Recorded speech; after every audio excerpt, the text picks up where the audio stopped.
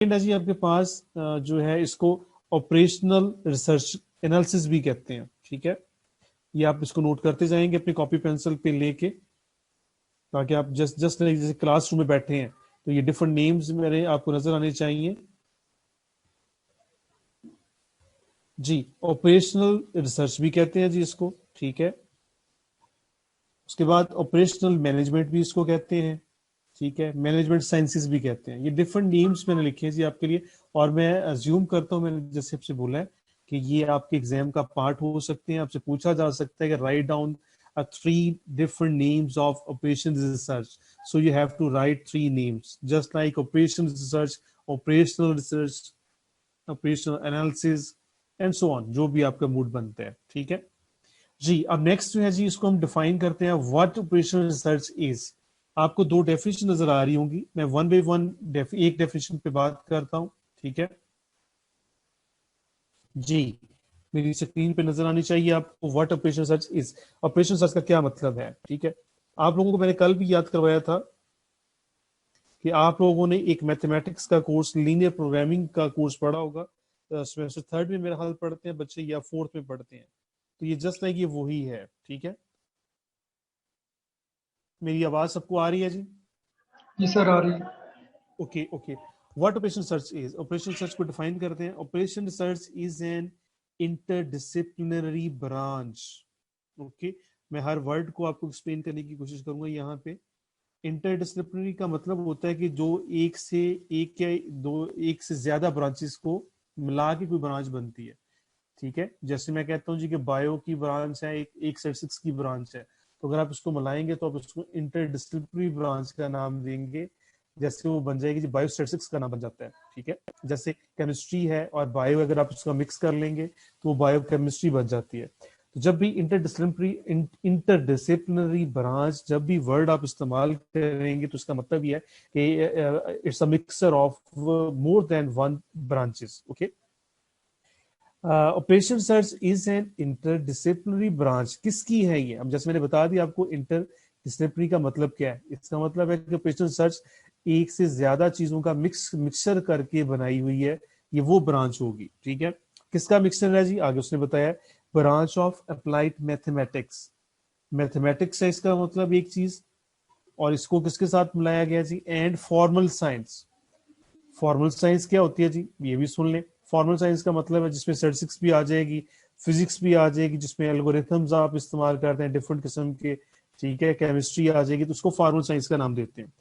तो आगे formal science के आगे, जैसे मैंने आपसे बोला है कि formal science stands for statistics है, मैथमेटिक्स उसमें आ जाएगा, केमिस्ट्री आ जाएगी, उसमें बायो आ जाएगी, जिसमें एल्गोरिथम्स आ जाएंगे, उसमें जो है क्वालिटी कंट्रोल के हवाले से बातें होंगी।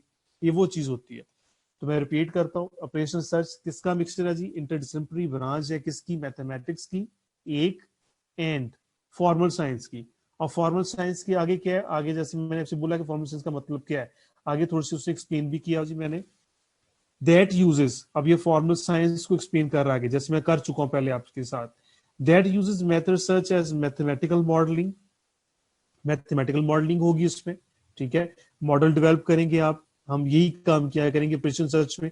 एक मॉडल डिस्कस करेंगे, उसके पैरामीटर्स को डिफाइन करेंगे, उसको सॉल्व करेंगे, उसका सोल्यूशन निकालेंगे। ठीक है, तो फॉर्मल साइंस की जैसे ने बात की थी कि मैथमेटिकल मॉडलिंग, स्टैटिस्टिक्स है एंड एल्गोरिदम्स हैं। ठीक है, टू अराइव एट ऑप्टिमल और near optimal solutions to complex problems. अब वर्ड एक यहाँ पे ऑप्टिमल आया जी। ऑप्टिमल का मतलब होता है बेस्ट सॉल्यूशन। जहां भी आप ऑप्टिमल सॉल्यूशन का वर्ड सुनेंगे तो इसका मतलब ये होगा कि ये आपके पास क्या है, बेस्ट सॉल्यूशन आपको प्रोवाइड करेगा। ठीक है, किसका जो उसने बोला to arrive at optimal, optimal भी कह सकते हैं उसको, या फिर नियर ऑप्टिमल सॉल्यूशन कहेंगे। ठीक है, किसका निकालेंगे जी? To complex problems. अब जो प्रॉब्लम क्या होगा आपके पास रियल लाइफ में, जो भी प्रॉब्लम आएगा उसका हम मॉडल डेवलप करेंगे। मॉडल कैसे बनेगा? मैथमेटिकल मॉडल में कन्वर्ट कर देंगे। ठीक है, जैसे जस्ट लाइक आपको आपकी मेमोरी को रिफ्रेश करके, आपने रिग्रेशन एनालिसिस पढ़ा है। ठीक है, उसमें आपने बात की थी y is equal to alpha plus beta not x plus beta one x two and so on, ये मॉडल होता है। ठीक है, अब आपको पता है कि y जो है उसमें रिस्पॉन्स वेरिएबल हो जाता है, और x जो वेरिएबल्स आपके पास आ रहे हैं उसको प्रेडिक्टर का नाम देते हैं। जिसको इंडिपेंडेंट वेरिएबल्स भी कहते हैं। सारी डिस्कशन को एक लाइन में आप चेंज कर देते हैं तो वो आपका मॉडल बन जाता है। अब उस मॉडल को फिर क्या करते हैं, आपको याद होगा कि आप लोग फार्मूले का इस्तेमाल करके उसको फिट किया करते थे। जैसे ए आप स्लोप कोफिशिएंट निकालते हैं, बी जिसको बोला करते हैं, और ए जो है जिसको वाई इंटरसेप्ट कहा करते हैं। अगर आपके पास सिंपल लीनियर रिग्रेशन है, ठीक है, मल्टीपल होगी जो तो जाहिर बात है वो आपके पास इंटरसेप्ट एक निकलेगा, और स्लोप जो है वो स्लोप कोफिशिएंट्स के नाम पे आ जाएगी, एक से ज्यादा होंगी। तो वो क्या हम क्या करते हैं जी, ऑप्टिमल और near optimal solutions to complex problem. मैं रिपीट करता हूँ, ऑपरेशन सर्च जो है अब आपको समझ आनी चाहिए। Basically operation search is an interdisciplinary branch of mathematics and formal science. Okay, formal science के आगे क्या है जी, उसमें स्टैटिस्टिक्स है, एल्गोरिथम्स है, मॉडलिंग करेंगे आप लोग एंड सो ऑन। ठीक है, किसके लिए करेंगे, टू अचीव और arrive at optimal you can say near optimal solutions for the complex problems. जो भी प्रॉब्लम आपका होगा, ठीक है, उसका सॉल्यूशन आप निकाल के देंगे। अब भी मैंने आपसे डिस्कस किया कि ऑप्टिमल का मतलब होता है बेस्ट सॉल्यूशन। ठीक है, आप जो भी आपके पास इन्वेस्टर आता है जी, कोई आपके पास प्रॉब्लम लेके, तो आप उसका सॉल्यूशन उसको निकाल के देंगे। नियर ऑप्टिमल होगा वो बहुत बेस्ट सॉल्यूशन होगा, या फिर उसके नियर ऑप्टिमल होगा। ठीक है, आपको पता है कि स्टैटिस्टिक्स में भी हम बात करते हैं, आपको याद होगा कि हम थोड़ा सा एरर का अपने पास चांस रख लेते हैं। ठीक है जी, तो इसी तरह ऑपरेशन सर्च में भी होगा, ऑप्टिमल सॉल्यूशन निकलेगा, ये बिल्कुल उसके आसपास होगा। जैसे जस्ट एक प्रेडिक्शन करते हैं बारिश की, ठीक है, हम बता देते हैं जी कि कल जो है महकमे मौसमियत वाले आपको बताते हैं जी कल बारिश होने के कितने चांस हैं। अगर वो कहते हैं कि 90% चांसेस है, तो मोस्टली बारिश आप देखेंगे हो भी जाती है। कभी कभी ये भी होता है, नेचुरल प्रोसेस है, जाहिर बात उसमें एरर का कंपोनेंट भी इन्वॉल्व हो जाता है, कि जब आप देखेंगे 90% के चांसेस हैं, तो लेकिन सुबह देखेंगे तो आपके पास सनशाइन होती है, बारिश नहीं होती। तो वो चीजें इसलिए हम अपने पास अपने साइड थोड़ी सेव रखते हैं, स्टेट्स के लोग जो हैं। आपको डेफिनेशन पे भी फोकस हम कर रहे हैं। It is typically concerned with optimizing, very very very important word.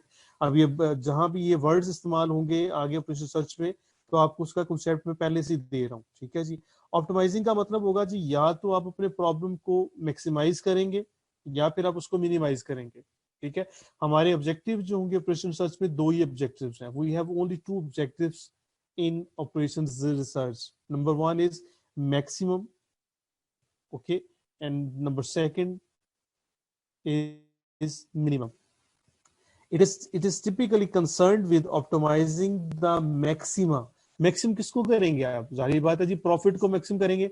जो आपके पास जो है कोई शॉपकीपर आपके पास आता है जी कि मुझे प्रॉफिट इंक्रीज करना चाहता हूं मैं, तो मैं कैसे करूं, तो जाहिर बात है एक उसका वो प्रॉब्लम भी क्या है ना आपके पास, तो आप उसको सोल्यूशन प्रोवाइड करेंगे जी। भाई आप कोका कोला की बोतलें रख लेंगे जी, फला आप चीज आइटम रख लेंगे, तो आप जाहिर बात है आपका प्रॉफिट जो होगा, अगर आप इस तरह सेल करेंगे तो आप मैक्सिमम अपने प्रॉफिट को अचीव कर पाएंगे।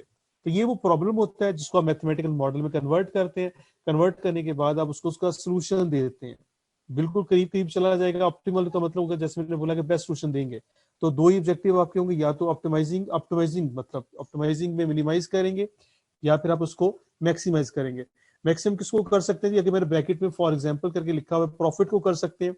असेंबली लाइन परफॉर्मेंस, जाहिर बात है किसी भी प्रोडक्ट की परफॉर्मेंस को इंक्रीज करने के लिए हम कोई प्रॉब्लम होगा तो उसको बताएंगे कि कैसे इंक्रीज करनी है परफॉर्मेंस उसकी। आपने एफिशिएंसी की बात कर सकते हैं आप लोग। Crop yield, for example wheat की क्रॉप है, शुगर केन की है आपके पास, राइस की है, कुछ भी हो सकती है। उसकी प्रोडक्शन जो है जी, उसकी यील्ड की जो है वो कैसे इंक्रीज हो सकती है, तो आप उसको ये बताएंगे कि जी फलां का सीड इस्तेमाल कर लेंगे जी आप, और अगर जो है जी पानी का इस्तेमाल आप कितना करेंगे जी, वो चीज जो एग्रीकल्चर के लोग बताते हैं। ऐसी सारी जगह जो है, जैसे मैंने बोला था, ऑपरेशन सर्च का इस्तेमाल होता है ये। ठीक है, अब जैसे जैसे मूव करते जाएंगे आगे, मजीद आपको और डिस्कस मतलब आपको समझ आती जाएगी। और मिनिमम बोलते हैं जिसको, मिनिमम किसको करते हैं, जाहिर बात है लॉस को मिनिमम करेंगे आप लोग। कोई मतलब आपके पास इन्वेस्टर है जो कहता है जी मुझे नुकसान ही होता जा रहा है, तो अब जाहिर बात है उस फेस को निकालने के लिए क्या बताएंगे, जिसको वो सोल्यूशन बताएंगे क्या उसका लॉस सबसे पहले कम से कम होना शुरू हो। ठीक है, रिस्क को मतलब मिनिमम करते हैं of some objective function. Objective function आ गया जी, कोई भी ऑब्जेक्टिव फंक्शन होगा। जैसे बहुत सारी मैंने अभी आपके साथ एग्जांपल्स शेयर की हैं कि कोई किसी ऑब्जेक्टिव फंक्शन को लेके आप जो है क्या करेंगे जी, अपने जो है मैक्सिमाइज करेंगे उसको या फिर मिनिमाइज करेंगे। Operation search helps management achieve its goal using scientific methods, मतलब using by using scientific methods we will help the management to achieve best goals। Okay, ये थी जी ऑपरेशन सर्च। रिवाइज कर देता हूं मैं। Operation search basically is a mixture of mathematics and formal science, okay, to achieve optimal, or you can say near optimal solutions for complex problems. Our main objective in operation search is to optimizing। जब भी आप optimizing का word बोल देंगे, it means optimizing stands for maximum or you can say minimum, okay। Our main objective is to optimizing in operation search, okay, and in the end operation search helps management achieves its best goals by the help of scientific methods. Scientific method का इस्तेमाल करते हुए आप उनको एक best solution provide करके देंगे। ठीक है जी, जी मेरी बात सुन रहे हैं आप लोग? Yes sir, okay. जी, कुछ ऑपरेशन जी सर्च का सर। समझ आई थी आपको? डेफिनेशन समझ आई है कुछ भी नहीं? Yes yes sir. सर। जी कोशिश की मैंने कि आपको सारी ये नहीं कि आपको लिखवा दिया है, आप उसको समझ सके, एक एक वर्ड समझ आएगा तो आपको पता चलता है, और कोई रट्टा लगाने की जरूरत नहीं है। अगर आपके कॉन्सेप्ट क्लियर है तो आप इसको चेंज कर सकते हैं वर्ड्स की फॉर्म में। ओके जी सर। जी, होपफुली आपने इसका स्क्रीनशॉट ले लिया होगा इस यस डेफिनेशन का जो है, सर। ठीक है जी। एज एन असाइनमेंट जो है जी, आप लोग जो है ऑपरेशन सर्च की 2 डेफिनेशन ढूंढेंगे, और ठीक है ये सबसे एक्यूरेट डेफिनेशन मैंने आपको बना के दी है, कोई और भी ढूंढेंगे। जैसे जस्ट लाइक अगर आप मूव करते हैं एक और आपको डेफिनेशन यहाँ पे नजर आएगी। इसमें भी हम क्या करते हैं, नोट करते हैं, मैं आपको पढ़ के बता देता हूँ। Is a scientific approach, scientific approach देखिए, ठीक है वर्ड्स चेंज, सबसे जो आखिर पे थे पहली डेफिनेशन के वो स्टार्ट पे हो गए हैं, उससे उसको छोटा कर दिया। Is a scientific approach to the management systems usually involving the allocation of limited sources और क्वांटिटेटिव मॉडल। आपको पता है कि मैथमेटिकल मॉडल ऊपर बात की थी और यहाँ पे क्वांटिटेटिव मॉडल की बात कर रहा है। Of the system is developed with the objectives of prediction, control और ऑप्टिमाइजेशन। मेरा ख्याल है सारे वर्ड्स, इसलिए मैंने बोला कि ऊपर डेफिनेशन एक्यूरेट डेफिनेशन है, वो सारी एक्सप्लेन की हुई है। इसमें टेक्निकली अगर आप देखें तो सारी टर्म्स आ गई हैं।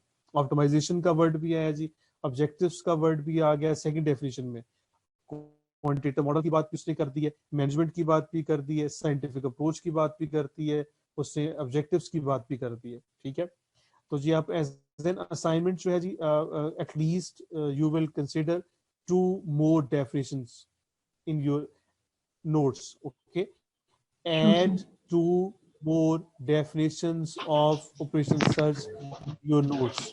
ये जी आप as an okay assignment, sir. अब जब भी आप अपने नोट्स बनाएंगे उसमें आप इसको एड अप कर लेंगे, ठीक है ओके सर, ठीक है। ओके जी। सर। किसी का कोई प्रॉब्लम है यहाँ पे तो मुझसे अभी शेयर कर सकते हैं, अगर डेफिनेशन में कोई प्रॉब्लम है तो पूछें।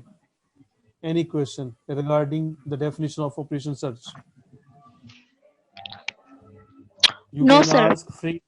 If you have any question regarding the definition of operation search, you can ask me. You are most welcome. You are ever welcome to ask anything regarding operation search. Okay. No sir, definition clear now. जी next move करें जी फिर। Sure sir. Yes sir. जी definition आपकी हो चुकी है, hopefully आपने इसका स्क्रीनशॉट भी ले लिया होगा जी। जी नेक्स्ट हम बात यस करते सर। हैं किसी और बात, एप्लीकेशंस ऑफ ऑपरेशंस रिसर्च। कभी भी ऑपरेशन रिसर्च नहीं कहना आपने, ठीक है, वैसे लोग यूजुअली ऑपरेशन रिसर्च भी बोलते हैं। आप जो कोर्स का टाइटल ऑपरेशंस रिसर्च है, ठीक है, एप्लीकेशंस ऑफ ऑपरेशन सर्च, ये पूछा जा सकता है जी कि ऑपरेशन सर्च है कहाँ कहाँ इस्तेमाल होती है। ठीक है जी, कुछ मैंने नोट्स लिखे हैं जी आपके, जो आपके एक्चुअली जो हैं कोर्स कंटेंट्स हैं जो आपके सिलेबस में पढ़ने हैं मुझसे इस क्लास में, क्योंकि ऑपरेशन सर्च का कोर्स है वो बहुत बड़ा एडवांस कोर्स है, लोग इवन जो है इससे पीएचडी भी कर रहे हैं। ठीक है, अब सारी बात है जी हमारे पास जो कोर्स आपको दिया गया है हम उसके मतलब कोर्स कंटेंट्स पे मतलब ही फोकस करेंगे। तो उस हवाले से कुछ मैंने प्रॉब्लम्स लिखे हुए हैं जी, यहाँ पे 1 by 1 डिस्कस करते हैं, घबराना नहीं है आपने। Some notable applications of operation search are, कौन सी है जी? सबसे नंबर 1, ये जैसे जैसे आती जाएगी उसी तरह हम इसको डिस्कस भी करेंगे, इसलिए मैंने बोल्ड करके लिखा हुआ। जैसे पहली लाइन में अगर आप देखिए मेरा कर्सर मूव कर रहा है, ट्रांसपोर्टेशन प्रॉब्लम्स, ये आपके कोर्स का हिस्सा है। Allocation problems, okay, assignment problems, network models, okay. आगे आप देखेंगे क्यूइंग सिस्टम्स हैं, क्रिटिकल पाथ एनालिसिस और प्रोजेक्ट प्लानिंग है। ये सारे आपके पास सिलेबस का हिस्सा हैं जी, ठीक है। हम 1 by 1 इनको डिस्कस करेंगे। आज के दिन की सिर्फ आपको जो है इसकी सब्जेक्ट की इंपॉर्टेंस बताने के लिए मैंने कुछ यहाँ पे एप्लीकेशंस लिखी हैं। Number 1, managing transportation and delivery system. जब भी ट्रांसपोर्टेशन की बात आएगी तो आपको क्या करना पड़ेगा? ट्रांसपोर्टेशन प्रॉब्लम्स पढ़ना पड़ेगा। हम पूरे डिटेल से पूरे इस पे 2 वीक लगाएंगे ट्रांसपोर्टेशन प्रॉब्लम्स को पढ़ने के लिए, ठीक है। अब होपफुली आपने अगर पढ़ा भी है जी सब्जेक्ट प्रोग्रामिंग का, तो आपको आइडिया भी होगा। मैंने किसी से कुछ नहीं पूछा कि जी आपने क्या पढ़ा क्या नहीं पढ़ा, लेकिन जो मुझे ये सिलेबस आपको दिया गया है मेरे पास कोर्स में, उसको मैं डिस्कस करूंगा। मुझे नहीं आइडिया किसी को आता है या नहीं आता, तो बॉदर करने की जरूरत नहीं है, ठीक है। मैं आपको नए सिरे से सब कुछ चीजें पढ़ाऊंगा जो आपके सिलेबस का हिस्सा है। तो नंबर 1 जी, मैंने बात की, जब भी ट्रांसपोर्टेशन की बात होगी, डिलीवरी सिस्टम्स की बात होगी, मतलब जस्ट लाइक जैसे आप देखें कि कोका कोला जो है एक प्रोडक्ट उसने किसी शहर में प्रोवाइड करनी है, तो सारी बात उसके लिए डिफरेंट ट्रांसपोर्टेशन का इस्तेमाल करना पड़ेगा, ठीक है। अब नोट करें, लेट सपोज करते हैं, अगर मैं कहता हूँ कि शाहकोट में एक शॉपकीपर है, उसको जो है कोका कोला की प्रोडक्शन जो है उसको चाहिए, तो उसको प्रोवाइड करनी है हमने, ठीक है। तो आप नोट करेंगे तो उसकी इसका मतलब ये नहीं है कि आप जो है कोका कोला की प्रोडक्शन जो है उसको वहां से भिजवा दें जहां भी उसका यूनिट है, ठीक है जी। स्क्रीन नजर आ रही है जी आपको मेरी ये वाली? जी सर, आ रही नजर। ओके जी। ट्रांसपोर्टेशन मैंने जी बात मैं आपसे कह रहा था कि हम मैक्सिमम कोशिश करेंगे अपने रिसोर्सेज का इस्तेमाल करते हुए। हमारे पास कभी भी नोट करेंगे आपके पास इतने रिसोर्सेज नहीं होते, ना आपके पास इतने पैसे होते हैं, ना आपके पास मैन पावर इतनी होती है कि आप इतना इस्तेमाल कर सकें कि जी शाहकोट एक शॉपकीपर है जी उसको भिजवा दें जी आप कोका कोला की प्रोडक्शन। इसका मतलब है कि उस पर तो फैसलाबाद से अगर हो जाएगी जो उसकी गाड़ी जो है, तो आप देख समझ सकते हैं कि उसको बहुत मतलब जो है कॉस्ट पे करनी पड़ेगी। इतना उससे दुकानदार ने मतलब जो है ऑर्डर नहीं लेना जितना उसकी उसकी ऑयल कंजम्पशन पे बात हो जानी है, उसकी लेबर इस्तेमाल हो जानी है। तो इसका मतलब है कि हम लोगों ने एक इस किस्म का सिस्टम डेवलप करना होता है कि अपने रिसोर्सेज का इस्तेमाल करते हुए वो कम से कम होते हैं, ठीक है। उसकी उसको उसको माइंड में रखते हुए हम लोगों ने जो है उसके जो भी आपका वो फर्म का ऑनर होगा उसको आपने गाइड करना है जी कि इतनी ट्रांसपोर्टेशन जो है बस से इस्तेमाल करेगा तो वो मैक्सिमम पॉइंट्स को कवर भी करेगा, उसका ऑर्डर सब तक वो लोगों तक पहुंच भी जाएगा, ठीक है। तो ये लो हम चीजें सारी ट्रांसपोर्टेशन प्रॉब्लम्स में पढ़ेंगे। नेक्स्ट अगर हम मूव करते हैं road traffic management and one way street allocations, तो इसमें एलोकेशन प्रॉब्लम्स जो है जी इसको हम फॉलो करेंगे। आप देख सकते हैं कि आप जिस घरों में जिस शहर में या आप लोग जो है रह रहे हैं वहां पे 1 वे ट्रैफिक ही होती है, सॉरी 2 वे ट्रैफिक होती है। आप बताएं कि सड़कें जो है रोड्स बहुत छोटे से होते हैं, तो वहां पे 2 वे हम मूव नहीं कर सकते, खुद ही से लोग अपने आप से डिसाइड कर लेते हैं। या जैसे कभी आप यूसी साइड पे हैं तो आप नोट करेंगे चुनाव चौक का, अगर आपको पता हो वहां पे इंडिकेटर मतलब जो है इशारे लगे होते हैं, लोग उसका इस्तेमाल करते हैं। आपको पता है कि जहाँ रोड बिजी होगा वहां पे ये इस्तेमाल करना पड़ता है। अब आपने ये भी देखा होगा लाइफ में, कभी कभी सिग्नल्स जो है वो 30 सेकेंड्स तक ओपन होते हैं, कभी कभी ऐसे भी होता है कि वो 1 मिनट के लिए ओपन होते हैं। वो भी देखना पड़ता है कि जहाँ पे ट्रैफिक का रश बहुत ज्यादा है, रशी एरिया है, तो वहां पे वो सेकंड्स होते हैं वो सेकंड्स में आ जाते हैं, कम टाइम देना पड़ता है ताकि मैक्सिमम लोग जो है वो उस रस्तों तक जाके अपने घरों को पहुंच सकें या जहाँ भी उनकी डेस्टिनेशन है, ठीक है।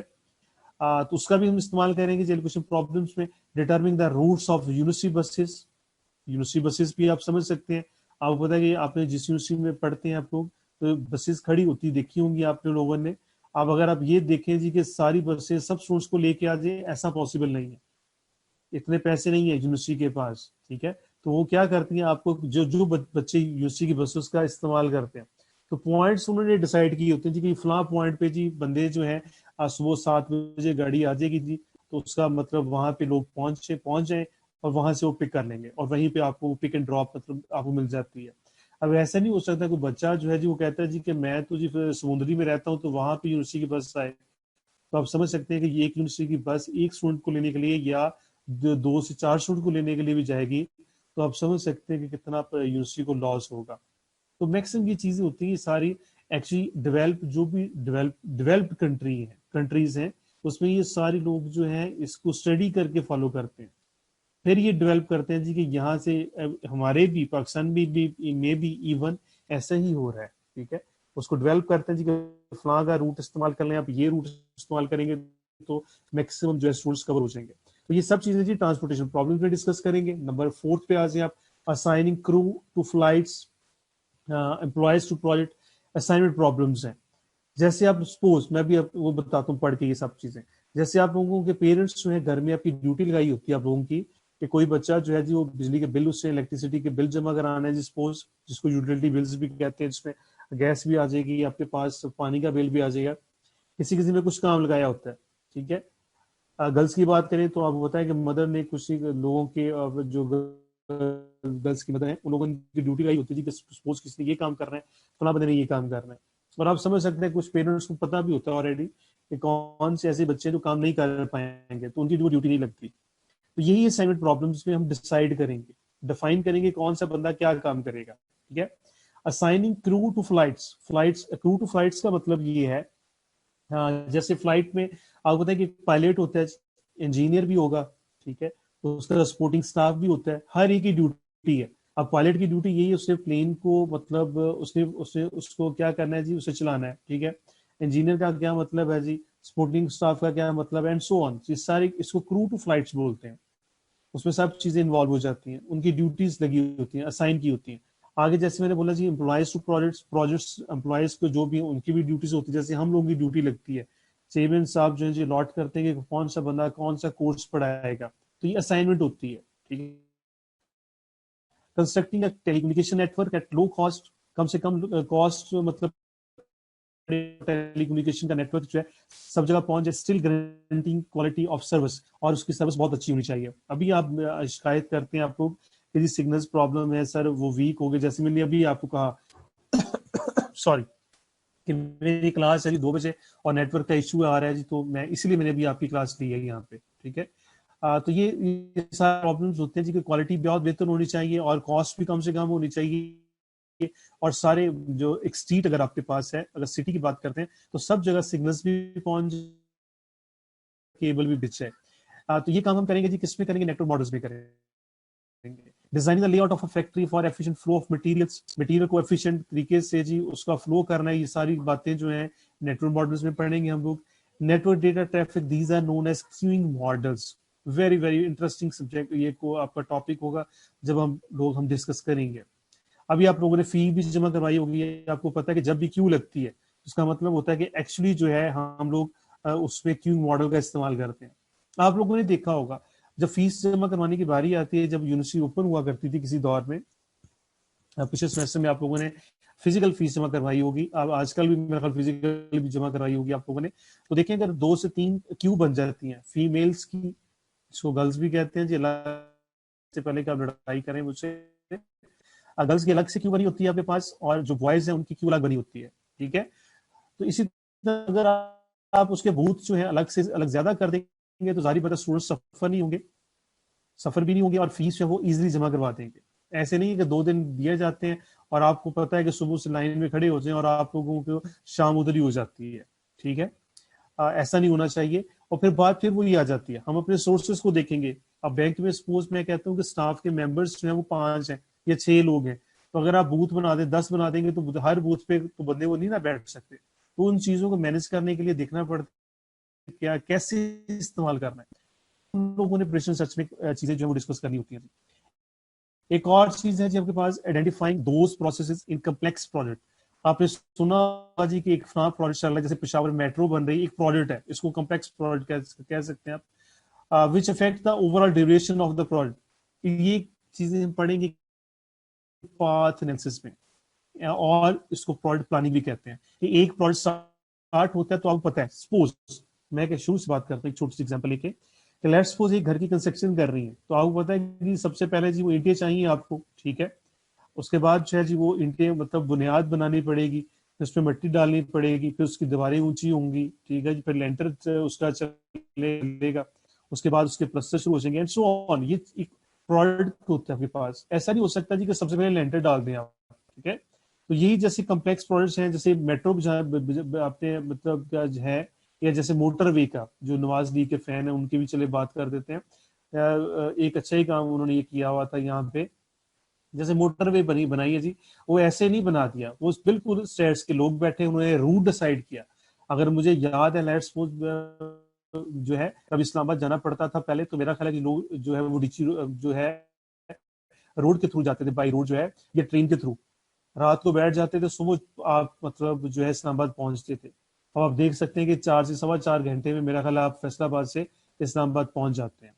तो ये वो चीजें होती है, मैनेज करनी पड़ती है कि मोटरवे किस तरह बनाई गई है, किस तरह शॉर्टेस्ट रूट को डेवलप किया गया, कि जी फलां रूट इस्तेमाल करेंगे तो वो आपके बिल्कुल इजी शॉर्टकट पड़ेगा।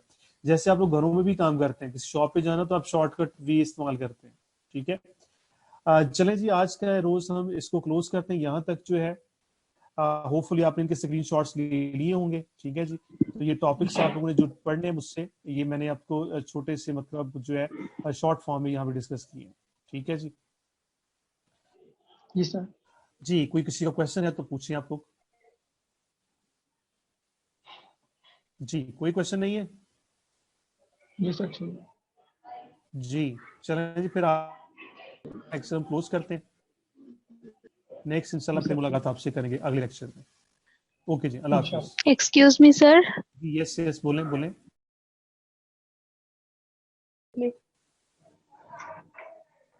चले ठीक है, आप लोगों ने इसका स्क्रीनशॉट नहीं लिया सब लोगों ने?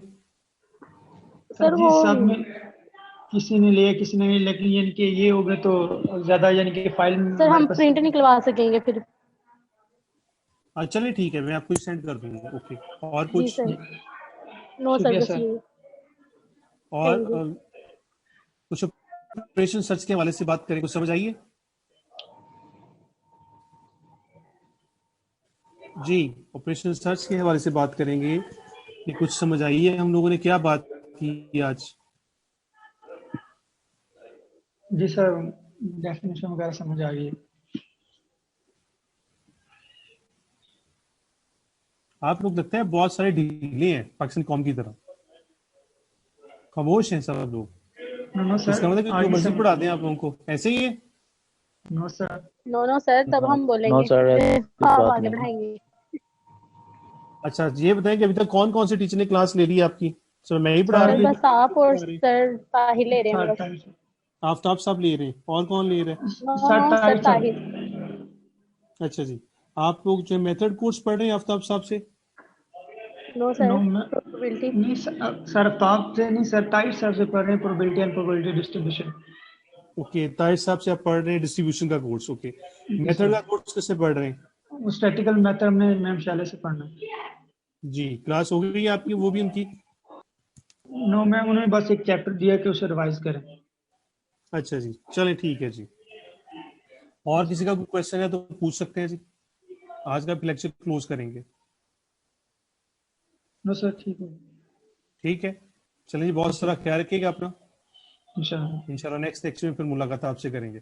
कभी सिग्नल्स का इशू होगा तो फिर वरी करने की जरूरत नहीं है, हम मैनेज किया करेंगे, कोई टाइम ओके आगे सर। पीछे कर लिया करेंगे तो क्लास ताकि आपकी हो सके। चलें जी, ओके, अल्लाह हाफिज।